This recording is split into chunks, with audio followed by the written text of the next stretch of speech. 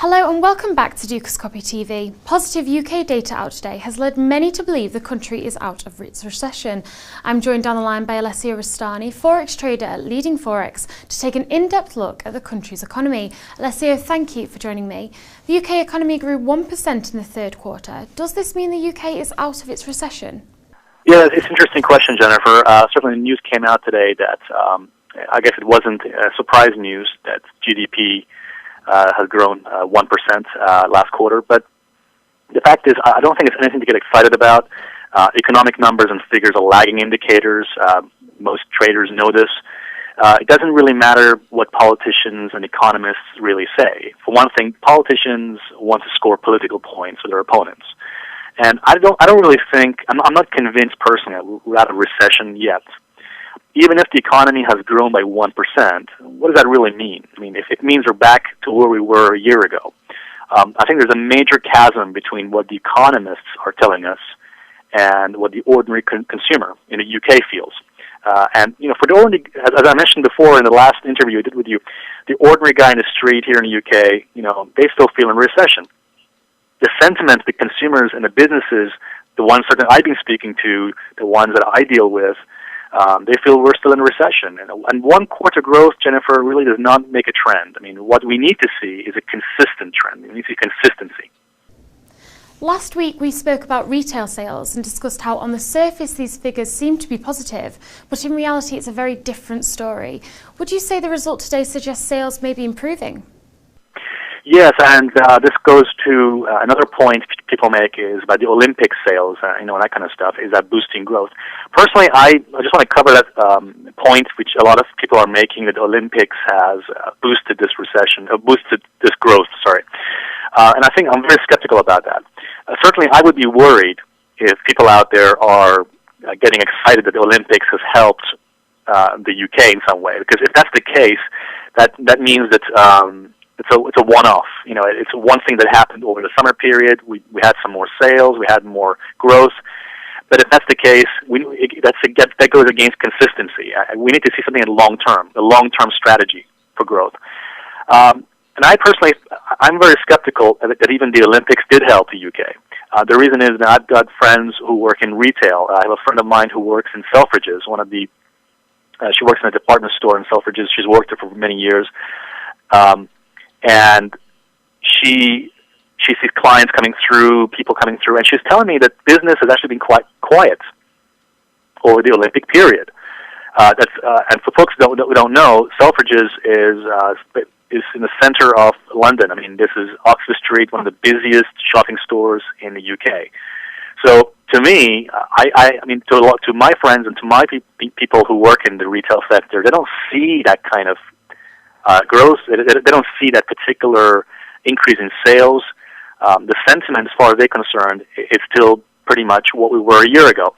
And if you look at the other markets, like the stock market, you can see the same thing happening over there. Apple and Google share prices are down. You know, they have suffered greatly over the last few weeks. And so, you know, I don't see any evidence either in the consumer basis or in the stock market that we're out of recession.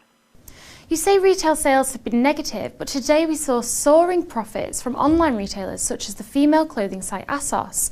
Would you say this success is down to international trade? That's a good point, actually, Jennifer. Yeah, I mean, certainly online websites like Amazon do see improvement, especially during the Christmas period as well. People doing probably more shopping online, but it doesn't, of course, translate to other kind of retail when it comes to the offline sort of retail. And that's a very important point you make there, yeah. We did previously see a high rate of inflation in the UK. Would you say this is affecting income growth? Well, I mean, certainly inflation was higher back in August. July period, we were at 2.5%. Now we're down in September, we're about 2.15%. It has reduced somewhat. But I think, Jennifer, I don't think it's so much to do with inflation. Certainly it has something to do with it. You're absolutely right. But I think it's the fact that consumers are just tightening their belt. Businesses are not hiring still. Banks are still not lending to businesses. And until the banks start lending, we won't see any money coming to invest. So banks have to, start lending to businesses. Otherwise, we won't see any growth. And the other thing is that there seems to be a kind of anti-business climate in Britain. Now, I have to say, firstly, I don't have any political biases. I don't have any political preferences at all. But there is nonetheless an anti-business climate or culture maybe in Britain. And that's due to the regulations are far too anti-business. As an example, the strict employment laws and high taxes for businesses. So I think, that kind of stuff, it stifles economic growth. The government hasn't done anything to improve those things. And until they do, we won't see any major changes, inflation or no inflation. Lastly, looking ahead, do you think that the UK will continue to see growth in the short and long term? Personally, Jennifer, what we need to see is long-term growth and a long-term strategy, not just a blip in one quarter.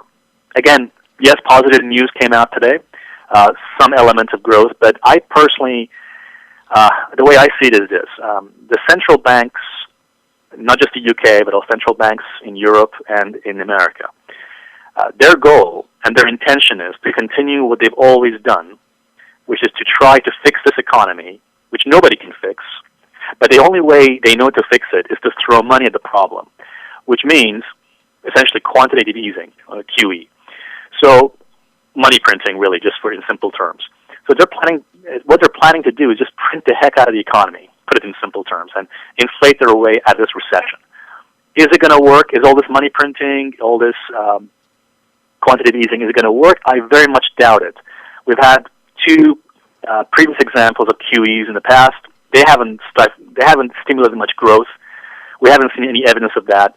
Is this one going to work? I doubt that. I think there's a difference between flooding the banks with money and then actually lending it out. As I've been saying, the banks are not lending. They've been starting to lend to, for mortgages and stuff like that, but I don't see any lending to businesses. So again, there's a difference between flooding the banks with money and then actually lending it out. So given the fact that we haven't seen much growth from the last QEs, I don't see we're going to see much growth from these economic measures either. 1 quarter growth is not significant. As I said, 1 month or 1 quarter is not a trend. And by the way, let's not forget this. Most economists have agreed that it will take at least another 5 years, maybe more than that, before the economy goes into pre-recession period. So a very long period of time to wait, 5 years even. And I think even 5 years is pretty much optimistic. Thank you, Alessio, for giving us your insights today. Please feel free to take part in any of our live Dukascopy webinars. Take care.